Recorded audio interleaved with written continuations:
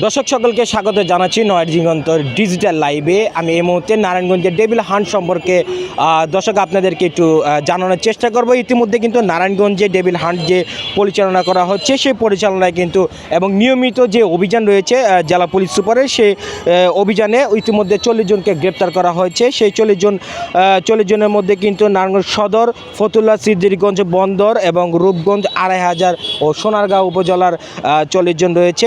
আমরা ইতিমধ্যে একটু জানিয়ে রাখতে চাই, সিদ্দিরগঞ্জের 2 নং যে ওয়ার্ডের স্বেচ্ছাসেবক লীগের সম্পাদক সোহাগ হোসেন তাকে গ্রেপ্তার করা হয়েছে। সিদ্দিরগঞ্জ থানা যুবলীগের সক্রিয় সদস্য নূর হোসেনকে গ্রেপ্তার করা হয়েছে। মুসাফর ইউনিয়ন আওয়ামী লীগের যুগ্ম সাধারণ সম্পাদক ইসমাইল, যুবলীগের সক্রিয় কর্মী ইসমাইল হোসেন, 2500 পৌরসভা যুবলীগের সিনিয়র সহসভাপতি হারুনা রশিদ সহ 40 জনকে গ্রেপ্তার করা হয়েছে।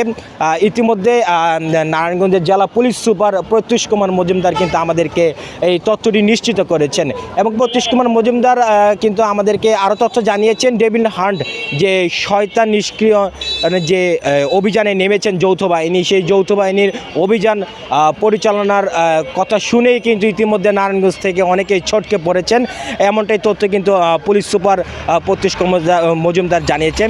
এ ছিল নারায়ণগঞ্জের ডেভিল হান্টের 40 জনের গ্রেপ্তারের সর্বশেষ তথ্য। আশিকুর রহমান সাজু, নারায়ণগঞ্জ।